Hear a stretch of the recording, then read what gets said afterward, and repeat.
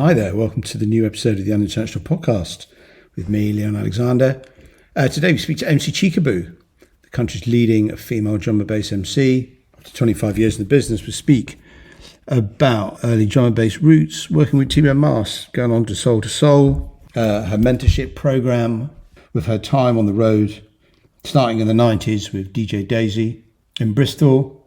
She's still on the road, busier than ever, and it's a great little conversation actually. Tune in for insights on surviving the parties when you're a little bit older than everybody else. It was wonderful to catch up with her again. We hadn't spoken in a long time. So here she is, Mc Chickaboo. Hang on a sec, Ray. Let me try and work out this technology. Yes. Hey, there she is. Yes. There he is. How are you, my lovely? You all right? I'm all right, mate. How's it going? God, it's amazing to see you. Yeah, you too. Right, let me try and lean things up against things. And it's so I've got a cool background, but of course I didn't charge my phone up properly. Of course. Right. It's audio only, really. The video's just for you and me. Oh, okay then. Yeah. Oh, all right. Well, that's all right then. I'll go and sit somewhere and plug in. That's fine. Move about. Yeah, let me do that. Right, I'm going to put headphones in. God, I'm such an auntie with all this now. Right. I'm going to remove myself from the picture. There we go. Look at you. Look at that. That's brilliant. Love your hair. Thank you very much. Yeah. Still got to do the statement hair thing, haven't I? Yeah, definitely. This is midlife crisis. If anything screams midlife crisis, it's this, isn't it, really? Your hair. Yeah, nearly 50 and I've got rid of the grey. So. There you are. Well, I'm just jealous. Mine's all gone. But yeah, but you look the same though, really. Yeah, probably. Yeah, you do, yeah. How are you? Changes. I'm all right. I'm fine. I'm rocking. I'm in this weird hotel room in London that doesn't have. I've had to turn the aircon off because it's really loud. So now it's baking in here. He's just in like a sealed pod. I'm in a sealed pod, and there's no desk, which is why this thing's slightly at a wonk. But wow. I'm good. Yeah, I'm fine. I realised that the other day I was in a hotel room and it had no windows. And I thought, I've paid it wasn't me, but we've paid to put me in a cell, essentially. Yeah. And it was quite a bit of money as well. Yeah, I bet. You know? And it's, what's the difference really between that and actually being contained within a cell? Hopefully the bed. Freedom to get out, and I the think, toilet, maybe. Freedom to get out. Yeah, but I did feel like it felt like a punishment. Yeah, I know what you mean. It feels weird. Have you ever tried any of those sort of pod hotel things? I've tried the ones where you sort of open the door and it's just a bed. Yeah, it's like a sort of almost like a little hub. Yeah. I'm all right with those, especially if I'm not really going to be there, if I'm working and stuff. Yeah. I'm only in there for like about 3 or 4 hours, so I don't mind. I'll keep the money and take the cheap room, thanks. No, fair enough. That makes sense. Yeah, I'm still at that. Busy, aren't you? Yeah, I'm fully booked for the last 3 or 4 months. Yeah, it's been really crazy. Solid. Yeah, I've got Bristol Friday and then Croatia on Sunday. Wow. So that's amazing. I'm so pleased. Thank you. Yeah, it's going good. I had a break for a while, for a few years. Yeah. I got injured and went through some surgeries and, some really quite difficult times and stuff. Yeah. Didn't think, I really thought like Chickaboo was retired. Right. And there was like nothing left, I had nothing left to give. But, over the years, lots of therapy, lots of physiotherapy. Yeah. And so like I've managed to get it back. Plus, I think ranting about inequality and, talking about some quite important subjects and quite ready to take people on online is really helping as well, pushing for the new generation, being a mentor. I try to mentor as many people as I can. And that's amazing. So, it's going really well. Good. Yeah, it's going really well. I feel that if I don't bring somebody else through to be some sort of like success or recognized, I've kind of wasted the last 30 years, really. Yeah, no, I get that. Yeah, the young are really switched on. Really. Aren't they? They really are, because of what's been created. So they've got a blueprint of what to do. Yeah. And that's because we were doing it. Yeah. Like, we mustn't forget that, and like start telling them how not to do it, like don't put on illegal parties. Like, how are we telling kids not to do that when that's the foundation of our very scene? Yeah. So that's the thing. I think old people, we've got to remember to like let them find their own way. As much as I want to be like, no, you've got to let them find out. Right, let them get arrested, let them put the parties on, let them feel the energy and excitement that we had going to the illegal parties, squat parties and stuff. Can't all be all in these clubs where you got to pay to get in. No.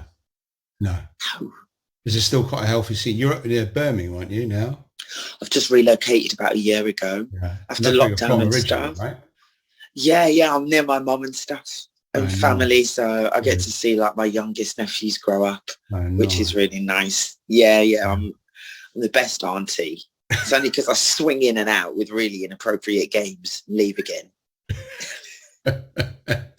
Amazing. Amazing. Oh man, so the background on this is that I've been going on forever about writing a book, right? And I don't really know whether it's a fictional book based on all the wonderful people I've met or whether it's actual facts or what it is, but I haven't written a word of it, clearly. So sounds like there's two books there, really. And one of the good things about the way that I've done it, I always think, is I've never really stuck to one genre, which means I know loads of people from all different spaces, which means I know loads of different types of people. Anyway, so a friend of mine said, don't write, write a book, but why don't you just go and talk to people instead? And so obviously that coincided with the pandemic, and I was speaking to lots of interesting, exciting people right across the board, whether it be a DJ Crust or whether it be a Frank Wiedemann from Berlin or wherever, and we've just chatted, and I had a really long chat with Adam Freeland about, he now lives in the Mojave Desert. So we spoke about that. And I'm just talking to people about whatever anyone wants to talk about. I go in with the minimum of preparation. I'm not a journalist. I'm not here to interview you. I'm just here to chat. And it seems to work. There's an audience for it. And that's it. That's the whole thing right there, the whole package. Nice. Do you think you'll be able to correlate all this information into a book? Well, I might be able to, yeah, definitely. And obviously it's a good way to record it. It works pretty well on SoundCloud, generally in terms of listeners, but it's also on Spotify and Apple and whatever. And obviously I've got it all now, so it's very helpful. And I started off with early Bristol stuff, and then it just kept expanding and growing and changing and, that kind of thing. I mean, you do know about 1 million people. Well, that's the thing. You end up getting to know so many people, don't you, across all the different scenes. Yes. I've never tied myself down to a genre, so it means I'm not fully bedded in with one thing. It means I can just kind of chop and change and whatever. And you and I worked together for a while, late 90s, early 2000s in a kind of loose way. And it was amazing. Yeah. And then we lost touch. And then we picked touch up again, I don't know, about a year ago or something. And I thought it'd be lovely to talk to you. Thank you. I was really touched when you approached me about it. Because like you say, I've known you for so long, and then you lose touch with people, and it's 20-something years. It's almost half our life, I guess. Jesus. Wow. I mean, I'm 56 now, so it's almost it's like close on. I was 47 last week, so yeah. Jesus, I feel old now. So you used to, not exclusively, but obviously you used to go out and MC with Daisy a lot, which is how I met you. And you kind of stay in our house, and and then you both go off and do shows in America and shows in the UK and everywhere. And it was a fantastic little. Yeah, you and Daisy, I like Daisy changed my life, really. Right. In such subtle ways that she doesn't even acknowledge. And yet when I see her and tell her about that, she's such a main connection. Certain people are connectors. Yeah. And they sort of like help you on a path to bigger and brighter things, being completely unaware of their role. And that's what Daisy is to me. Like, I saw her a few weeks back. We're on the same agency again now. Oh, okay. And I get to work with her rarely. But we still work together after all this time. And That's I amazing. thank her so much for that connection to you, and then from you into Teemo, and then from that into like semi pop world, Yeah. right? Yeah. And then from that into me meeting Jazzy B from Soul to Soul, and him saying, "Oh, I know your voice. They played that song in my gym." And so, and then going on to work with them for like, 10 plus years. Wow. Okay. And then coming back into drum and bass jungle, Yeah. with people saying, "Oh, Chickaboo dropped off for a while." It was like, not really. I was in like quite a big project, going around, and being lucky enough to, almost pick and choose the genres that I work in. Yeah.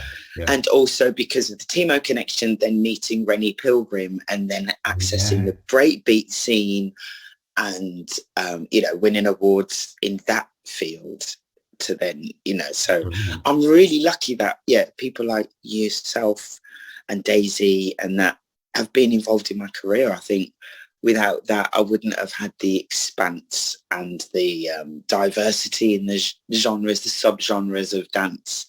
I would have probably just stuck drum and bass MCing, which is great, but, having the opportunity to like expand that and experiment with it and work with different people has been really special. And I'm really, really grateful, for those opportunities and stuff. Definitely. And to still work with her now, 20 odd years later. Yeah. And we still kill it, smash it. And it just feels the same. Like no time has passed. When I look at her and her energy and the way she's playing, it's like, it's the same. Yeah. It's just, I feel a bit tired. Because I don't party like that anymore. No. I'm able to see exactly how special it really is. It's almost like I can enjoy it now. I realize what we're doing more than before, just doing something we love doing, right?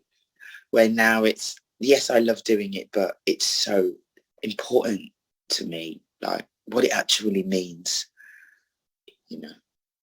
The partying thing is interesting because we kind of party in our heads because we think we're,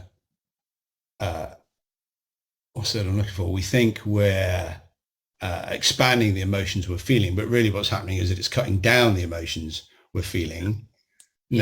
And think of some of those events that we did. I think of that we did that Crow bar in Miami that was just like around the block. The place was full by, I think doors opened at 10, the place was full by 10:30.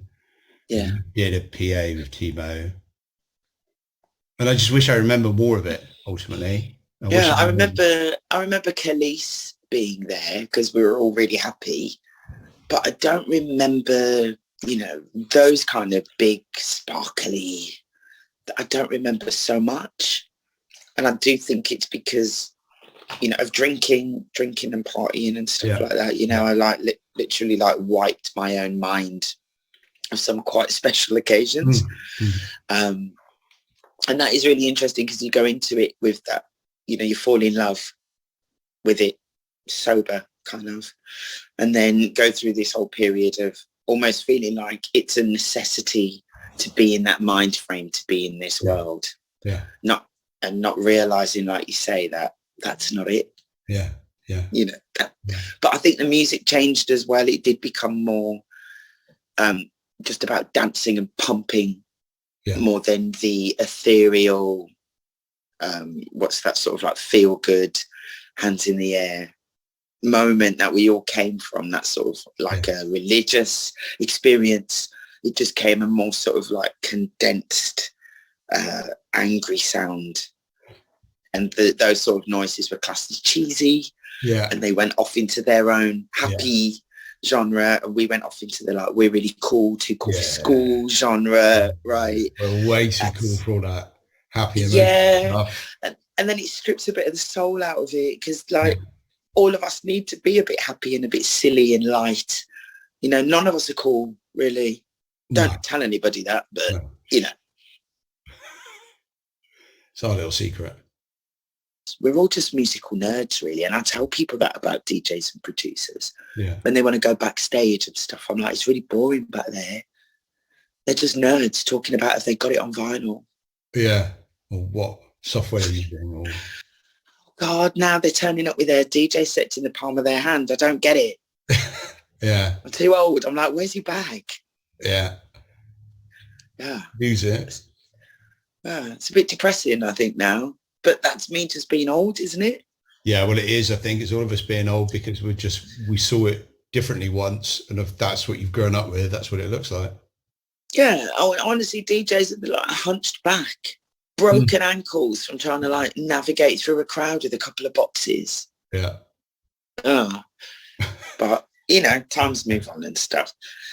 But yeah, I am. I'm really like in the sort of new resurgence of my career.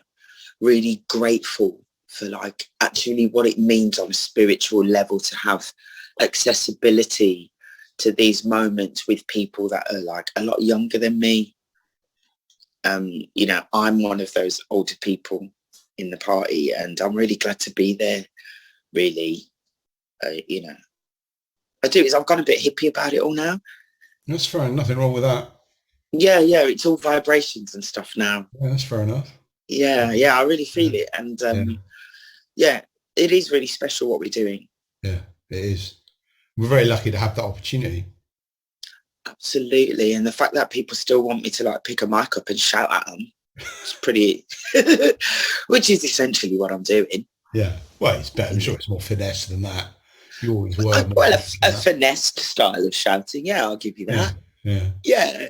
Yes, but I very much so try and that now on the mic that, you know, this is a once in a lifetime thing, because I do realize that party with that person, that moment with that song never repeated ever again. And so I try and tell people that, you know, like this is a moment in time. It won't ever happen again. So like, you know, try and experience it or taste it, take a mental picture. Yeah. But now everybody's filming everything anyway. But, you know, how much of those are kept when they get a new device? Do they carry on with those videos, or do they film just it all? shoot? But I don't know if they ever look at it again. I don't think they do. Do you? I don't think they do. It's just people just film stuff and then they never ever see it again, kind of thing. That's really bizarre. I know for me on my old phones, I never go back into old phones and have a look. It's like that phone's in a drawer, on to the next. And there's loads of videos and pictures. So I've never looked at them. No. So yeah, it's all about, for me, put your phone down, take a mental picture instead, get involved. But I've noticed at parties now compared to about 3 or 4 years ago, the kids aren't filming everything as much as they were. They are sort of getting involved and having a mosh and pushing each other around, expressing themselves a bit more freely now, which is great. That's for me, being at the front instead of just loads of cameras in my face. It's like gone back to sweaty people cheering and shouting, and you know, and that's what I want to see. Now that are banning phones, isn't there? Yeah, I play at Fold. I work a lot with a crew called Rupture. Yeah. And at Fold, they put a sticker on your camera when you go in the door. Yeah. Fair enough. So there's no footage at all. No. Brilliant. And it's a beautiful experience. It's like going to a club in New York in the 90s. Yeah. It's that raw feel where there's just people from everywhere and you don't really know what's going on in all the corners, but everybody's just in it and enjoying the moment. There's no technology. Just dance. Yeah, no technology. Just the music. And they really sort their sound system out as well, so you kind of like lose track of time. It's very much like a casino in that club. You don't know what time it is, you don't know what's happening. Brilliant. Perfect. Yeah, it's a raver's paradise. Where is that? Fold in Canning Town. Oh, is it? So when you come out of there, it's all really industrial. There's like a skip companies. There's all these like skips piled up and industrial waste, and like, oh, it's proper grimy when you're there. When you come outside, you're like, whoa. You know, you expect to see like a few dead bodies being disposed of by some shady geezers around the back. It's that kind of vibe, right? That's what you want. You want to like, oh my God, what is that puddle? Like, right? Yeah, mysterious substances. Yeah. It's all about that. Yeah, and shady, like drop-offs where you get dropped off and you're like, this can't be the place. And then you hear like that rumble, that bass line, sound system rumble. You're like, yeah, it's around here somewhere. So yeah, it's that. It brings back those feelings. It's very emotive and stuff. So they have all sorts of ages in there. They have 24-hour parties. They have techno parties, drum and bass. But like, it's a really good venue. Yeah, they're really cool guys that run that place. Okay. Oh, phenomenal. Yeah. Oh, wow. I'll have to check that out. Or maybe yeah, you would really like it, I think. Yeah. Amazing.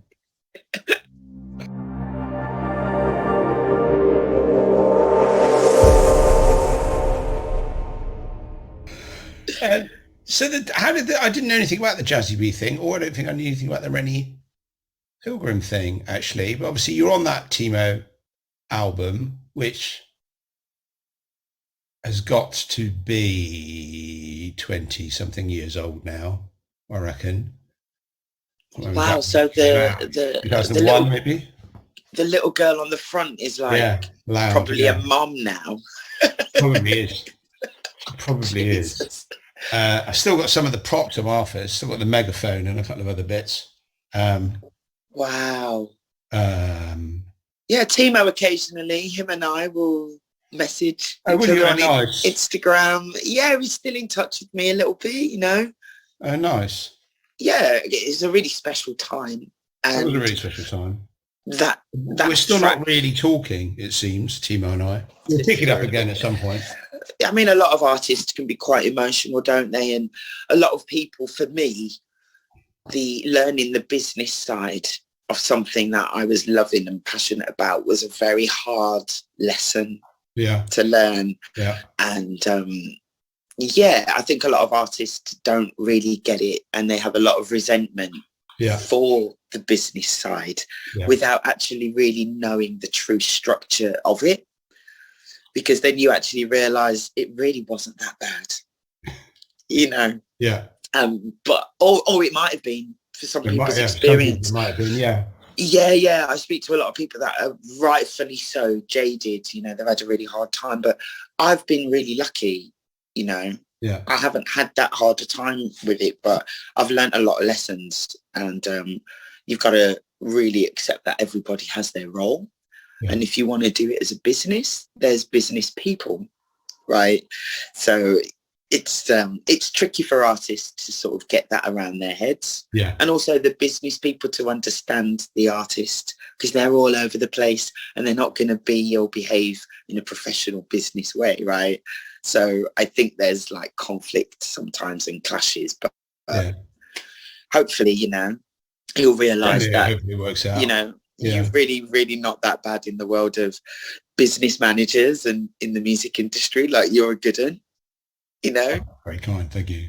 Yeah, I'm still working with Martin Butler, actually. Are you the musical genius that is Martin Butteridge? Come on. Yeah. I mean, is he Hollywood now? He is Hollywood. Come on. I mean, we always knew that, though. He's so talented. When he was like, I've got my studio, and he just had like a wheelie bag with like 3 bags on it. Very sleek, of course, in German and organised. Yeah. But he said like that was his whole studio. He can go anywhere and work with anything, do anything with that. Yeah. And it was like, wow. From I met him, I knew like he was going somewhere, you know. He's been LA based for a while. He's got a studio in Hollywood. Yeah. Oh, I'm really happy to hear that. Oh, he's so good. He's brilliant. He really is. He is. Quite something. Yeah. And with him, you know, I got to have the opportunity to create something that people still now compliment me for. It's been people's first dance at a wedding. Oh, wow. It's been people's birthday song. People have sent me videos of their kids who refuse to get in the car for the school run unless it's playing. Yeah. I've had some really good reports, and it's a cool as fuck tune, really. Yeah, it is. Even now. And like, I'm very grateful that I even had the opportunity to do something like that, which opened the door for other people to see I wasn't, you know, just a linear drum and bass MC. Yeah. It was a real opportunity for me, and I'm really grateful, you know. Yeah, it was amazing. It was amazing. Yeah, it's a tune. There was a tune, definitely. And we flew out of Hanover for that as well, didn't we? I think to their Yeah, place it in was a one studio. day. Yeah, it was a Yeah, 1 day session in yeah, there. Did it, was in there for a few hours. yeah. Wasn't really hitting. Like Martin, he liked the idea, but it wasn't hitting him. And so then I got quite frustrated, went out for a walk. I think we had 45 minutes left before I had to leave for Oh, the airport. no. And they came up with that idea like last minute, recorded, and he was like, yeah, that's it. And then he dropped me at the airport. And then 2 weeks later I was sent the demo and was like, oh my God, I don't like it. I was like, no, don't like it. No. It took me a little while because it is so fresh and unlike anything else. Yeah, You know, my ears, I had to educate myself to like it, yeah, which, how amazing is that? yeah. That I worked with somebody that opened my mind like that with my own voice. Yeah, that's genius. I'm gonna have to listen to it after this conversation. I haven't heard it for a while. I did hear it somewhere recently, funnily enough. I can't remember where. Fuck, I know this. Yeah, like in McDonald's, and people were calling Somewhere me. like, yeah. It was Is it played when on records end up being like 20 years old, they start having this resurgence, don't they? Yes. Yeah, my mate worked at the BBC at the time and put it into EastEnders, synced it into EastEnders. So there were people having an argument in EastEnders and Shifter was on the radio in the background. So, it got Is that in synced the quite a pub, bit. whatever that pub was called? It was in the cafe and in the Oh, the market. cafe, right, Yeah. And like people just really sort of connected with it. And still now I get compliments about it. And I still get paid for it. It's still been played and used and stuff. I still get the PRS thing, like, Jesus, people are still listening to this tune. Yeah, brilliant. Good. Yeah. Yeah. So in terms of all your live stuff you've got going on, have you doing any more recorded bits and pieces? Are there any more I sort of am. records and stuff coming out? What's happening? Yes, I've got a drum and bass tune, a kind of liquid tune that I'm working on at the moment. I'm not really into putting vocals on those though, if I'm brutally honest. They seem to have a format: girly singing, bloke singing, rap. Yeah. They all follow, and they've all got that kind of like nudely spacey kind of, Yeah. And to me, it's not quite experimental enough. Like, I think Shifter ruined me for vocals. People never really send me the D&B obvious smash, like, put your vocals on this, it's a hit. Yeah. I never get sent that. I always get sent that, so I'm making an album and this is a tune like no other tune I've ever made before and I need a vocal. I'm like, oh, for fuck's sake. But in that, it's always pushing me and stretching me, Like, I can be on the mic to all of these club tunes I am every week, but I like studio tracks to like push me a bit harder than normal. But I also hate it. I love it and I hate it at the same time, because it is really difficult.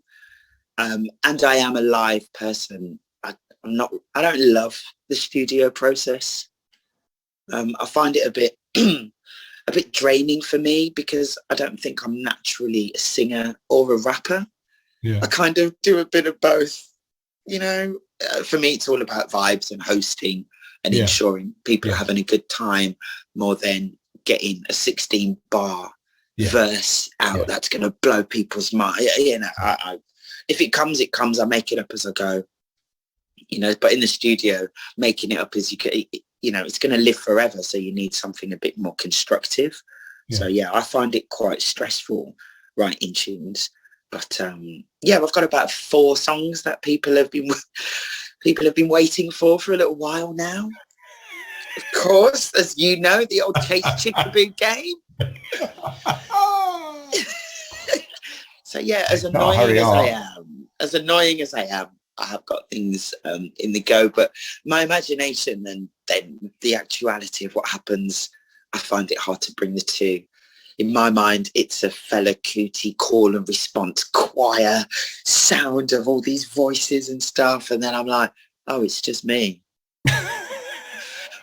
Right then. So I'm squeezing body parts, trying to hit high notes. I'm never going to get up there. But I try my best. There's a bit of squawking that happens. in the recording process, but I was always encouraged that if you make the horrible noises, the nice noises will follow. Yes. I can't remember who said that, but yeah. It's very wise though. Very wise. I think so. So that's what I tell my housemate when I'm squawking. It's basically like a parakeet being squeezed, if you imagine. Not strangled, just squeezed a bit too Squeezed firm. a little too hard. Yeah. Just a bit of a grip. You know, it's a bit too hard, but it's full of love. Yeah. Yeah. Yeah. Yeah. God. I mean, your use of language has always been fantastic, I think, and descriptive language. And the fact that you don't fit in anywhere. When we're young, we really want to fit in somewhere, don't we? But then as we get older, we realize we don't fit in anywhere. We realize that's actually our strength. That's actually the bit that makes us who we are. And that, you know, and you just have this ability for me to, you know, you are definitely your own person. There's a lot of MCs out there and a lot of them are just the same as absolutely everyone else. And there's a handful of MCs that are clearly not that and are super strong and unique. And for me, you know, you fit into that second bracket. Thank you. I think I would agree actually. And I feel at home in so many different places while also not feeling like I am the same as everybody else within that space. And I think to take it like way back, I think it's my childhood. I think it's being half Irish and half Jamaican. I think it's having a white family and being the only black person there, and then being around black people and having a white, being half white, being mixed and not quite being that, you know. But then I was raised by a Jamaican lady, my grandmother. So I think that feeling comfortable in spaces where people wouldn't expect me to, maybe, or other people wouldn't necessarily find comfort in those spaces, I'm all right with it.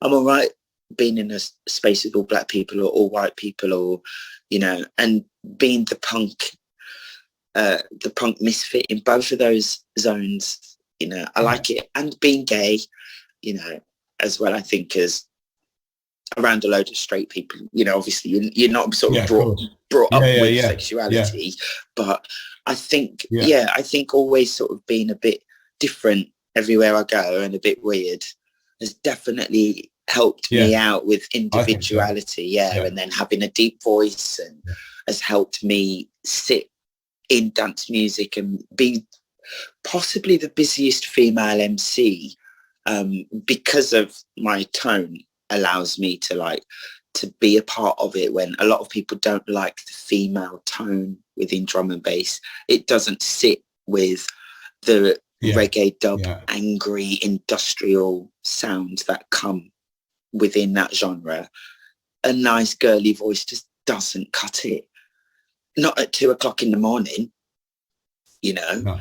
And so, I'm very lucky that my natural skills or abilities, I don't know, just kind of fit the time, you know. And it's mostly unintentional. I've done a lot of work to make my tone carry better and perform better, but I think a lot of it is very unintentional. I think I'm just a really lucky person as well. Well, you would never underestimate the power of luck. Not at all. Well, and also hard work creates luck. What people think is lucky, it's like, well, actually I was really working at that, but it just looks lucky. But I am lucky as well as hardworking, and I think those two things together can't help but equal success to some degree, you know, depending if you have a realistic expectation of success. For me is longevity. I'm glad I wasn't a pop star. I'm glad that I'm still for me, I'm busy every weekend, and that's success for me. And 30 years later to be still doing it is I've done it. I've kind of reached nirvana for me. I can choose what gigs I want to do, and I really enjoy it now, rather than, you know, on tour. I think I became a bit nonchalant and grumpy. Easy to do. Yeah, it is. But now with a different attitude, I think it took me 20 years to grow up, really, because you're babied a lot and you're taken around the world and you're encouraged to be childish. You have responsibilities taken away from you, and then you willingly give those responsibilities away. Some artists, have a crisis if somebody's not there at a certain time. And I've been on the road with a lot of people like that.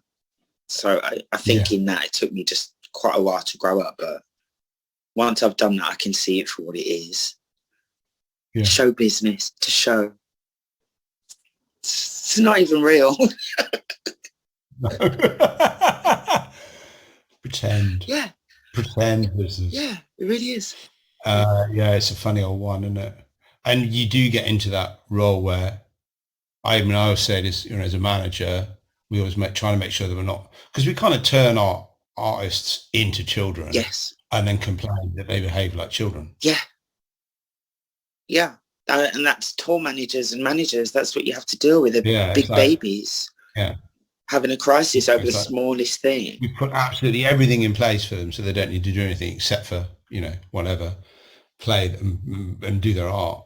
And then they start throwing the toys out the pram. Yes. And it's hardly ever, what I've noticed, the issue's hardly ever about the performance. They're not anxious about the performance. All the other stuff, that water's not fizzy enough. That's not the right beer. That's not the right thingy. I wanted black, not blue. Why have they got a tub in their room and I haven't? They've got a jacuzzi and I haven't. Look at that. Oh, they're on the business class. Why aren't I in business class? And so people get caught up about all the details rather than, what are you going to sound like?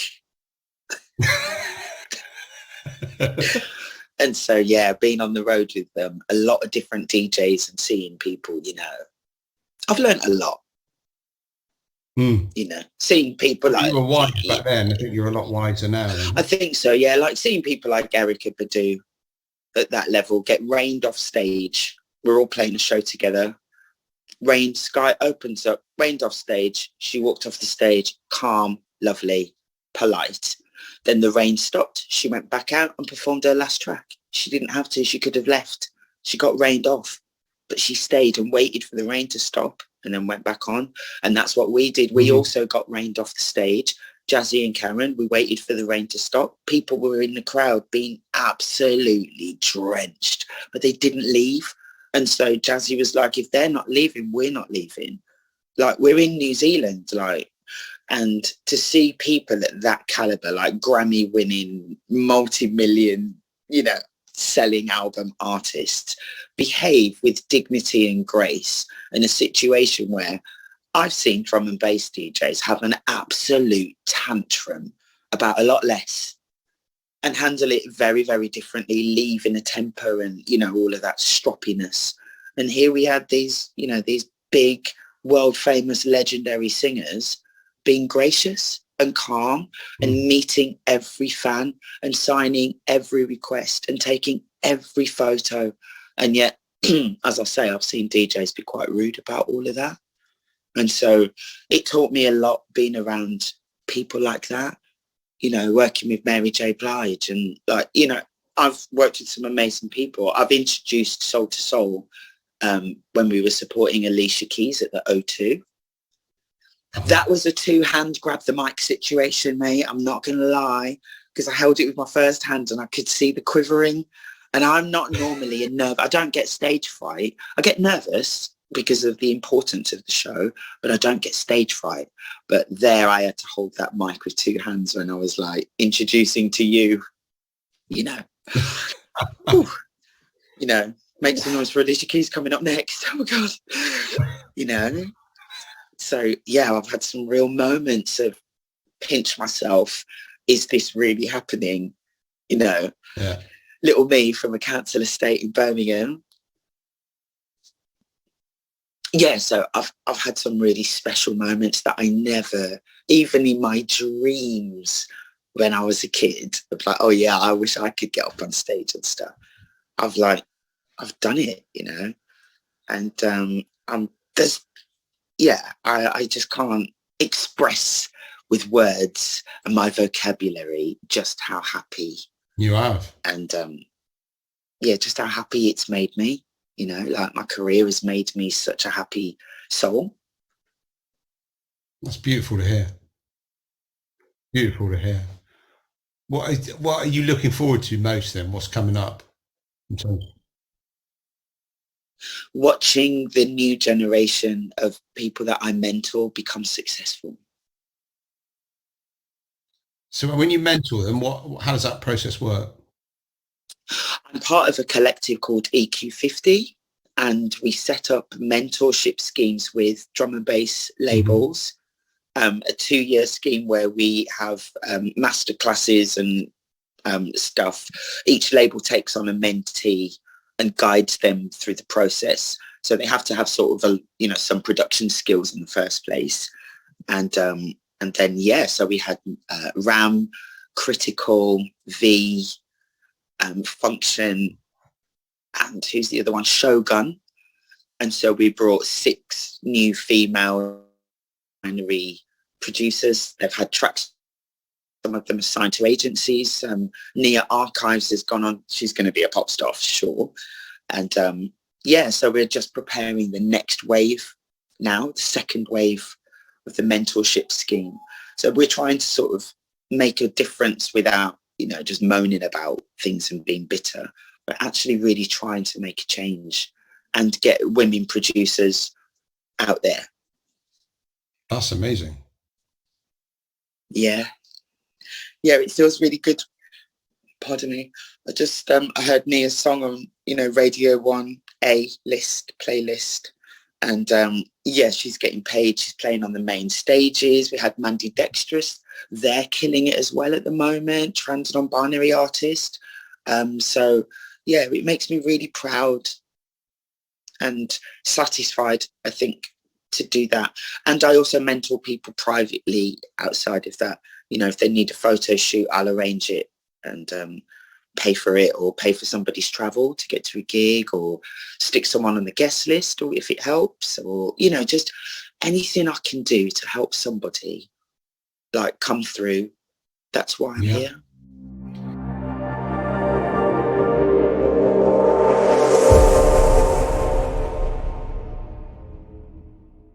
So when you grew up in a council estate in Birmingham, how did your break happen? Was there a break, or was it like a long, protracted? It happened quite quickly, but it was a journey of working with an artist, meeting another one, working with that artist, meeting another one, doing a radio show, and so, as I say, like people like yourself, Daisy, recognizing the connectors and being professional and working with them and taking opportunities when they come. That's been important. I've squandered a few opportunities, not replying to that email, not getting that demo in time. I realised that. But I've also been good at also recognising, like, bitch, get this one done, Can you imagine if I wasted shifter? Right. So, I'm really trying to encourage other people to, like, look, just acknowledge an opportunity. It might not go anywhere, but it's an opportunity to learn. Yeah. Exactly. Absolutely. That's crucial for me. It's just recognizing opportunities for other people. Yeah, that's what I'm trying to instill in my kids at the minute. Right. Oh, yes, of course. You're a dad. Yeah, I've got 3 boys. Wow. Oh, boys as well. Jesus. Great times. Yeah. Have you got to the goat pen stage yet? When you open the bedroom door and it's like a goat pen. Yeah, that's exactly where we are. It's like, yes. But in my day, when my room was a goat pen, it was full ashtrays as well. So I guess that's not happening. But I just imagine what last 15 years, like ashtrays and just. Yeah. Oh, not the kids now. Yeah, they're all clean living, aren't they? They are. Well, there's definitely something going on, but with our 16-year-old. But the way they live now, the only reason I know there's something going on is because his mate's putting it up on Instagram. Do you know what I mean? Jesus. Wow. I mean, before you'd have to like read their diary, wouldn't you? And I don't know whether he listens to these podcasts or not. Well, I guess I'll find out soon enough. But we've had conversations about, it's when you're 16, that's normal, and you just got, like you say, you've just got to get on with it. I can't say exactly. You can't give somebody the theory of how to swim. They've got to get in the water, right? Yeah, which is terrifying to watch. Yeah. Just look away. Just walk away, Dad. You don't need to see it. It's fine. Yeah. It's like when you're 16, you just think you know everything, don't you? Yeah. And you probably do. I mean, maybe you do. I don't know. But there's a lot more coming. But no, they're fine. They're good. But you do get that. Yeah, just trying to, and then when I say things to them like, look, every opportunity, you should embrace it and you'll learn from it. Oh, Dad, yeah. But then some bloke they've never met before would say it verbatim and they're like, oh my God, this guy said to me to take every opportunity. Like, yeah. Fuck's sake, thanks for that. Some people actually listen, And the thing is, because you've managed. Yeah, your own children don't. Maybe they should send them your way. They'll listen to you. Right? Because you've managed so many people as well. You're sort of like daddy to like so many. And then, I can't imagine that must be quite hard at times. Just watching all these kids just like fucking up. Like, ah! Yeah, not easy. Not easy. Oh dear. Are you happy with what you're doing? I'm delighted with what I'm doing, yeah. Generally, sometimes it's like, but I am. Yeah, I'm not really in dance music anymore, and that was part of my cleanup process. I think I couldn't, and also I was just getting too old to hang around in clubs, and so I deal with other things now. But I'm really happy. I still work with Steve. Do you? He's over in LA. Yeah, absolutely. We did a deal with a management company, an American management company, and he moved over to LA and I stayed in Bristol. I mean, he's pretty big time, isn't he? He's always had that sort of vibe about him as a person is like, he's going to manage some major players. And he does. He's always been hungry for it, hasn't he? Yeah, totally. Yeah. And his business and you were always sort of a more understanding on the personal side of it, of that. And so that made a great team. Yeah. Oh, I'm really glad to hear that. And that's still going on. Yeah. And I am. I'm fine. I'll say, all good. Oh, all good. I'm really happy to hear that, mate. Honestly, really. Thank you. Yeah. Come on. Yeah. And then the way this works, I'm going on holiday on the weekend, so probably when I come back, I do an edit and I just ping it up somewhere for you to listen to. And if you're happy with it. Mate, just put it up. Just do it. Like the thing with artists is they're always going to. Well, look, I'll send you the link when it's done to share on your SoundCloud or whatever, if you don't mind doing that. Send us press pics. Send me the link to your mentorship. Thank you. Put that in the notes. Something else that you want as well, if you've got a website. Of course I ain't got that. Come on, it's me. You still haven't got a website? Well, you got an Instagram page. That's it. I mean, come on. What more do people want? I've got somebody else that manages my Facebook because I just can't. Oh, mate, I'm really bad with it, but you know this already. Yeah, I'm much better in person. I was going through a hard drive the other day and I found loads of pictures of you in some sex cage. Why is it a sex cage? Why can't it just be a cage? Why is it a sex cage? It was like some porn office, sort of porn studio thing. We did this photo shoot and there was like a cage in it. Because it was the site of where they film porn movies, darling. That's where you sent me. What was I thinking? Yeah. Why? Like, let's put Chickaboo in a porn site place with like chains, whips, beds and cages everywhere. Great idea. I don't know where that came from. I mean, so I apologise for that. Shots are quite good. Well, I'm still talking to you, so it wasn't too bad. I think it was all wiped clean before we went in. So. Dettoled with an inch of its life. I could have got pregnant off that shoot. Just from all the spunk everywhere.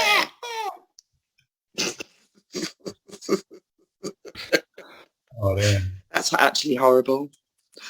That's horrible to even imagine. I'm sorry about that. I put you there. Somebody put you there, and I was there, so I'm going to take responsibility for it. Thank you. Thanks so much for asking me. Really, I'm really pleased. That's really cool, and for your patience. And but when I was doing this in 2020, everyone was like, "Yeah, we'll do it tomorrow." But now it's like, "Oh, you got to plan it like weeks in advance and then shift it," and it's totally fine. And you know, I'm not doing it for commercial gain. It's just a hobby, so I've got to fit it in when I can, and you got to fit it in when you can, and it's beautiful. Yeah. Yes. I'll send you all, and thank you. Lovely to see you. You too, darling, and I hope I see you in person soon. I hope so too. Next time you're in Bristol, let me know. I'm playing for Full Spectrum. They're a collective of girls as well in Bristol that are pushing, female DJs and supporting. Yeah. And I can't remember where it's at, but I've seen a few posters that are around. I'm there with Sweet Pea on Friday. Oh, quick look now. Oh, wow. I think I'm on. Do you know what time you're 12 till 1 or 1 till 2. They keep putting me on late because I'm apparently energetic. I don't know why I've created this rope for myself by being all like, let's go and positivity. So of course they're booking me like, oh, let's bring Chickaboo in when people need a bit of a surge. So now all my sets are like after 1 o'clock in the morning, which is just awful. Mate, I have a little cry when I find out my set times lately. Have you mastered the art of the siesta yet? Absolutely. I had a little nap before this. Yeah, that's the way forward. Them old lady naps are everything to me.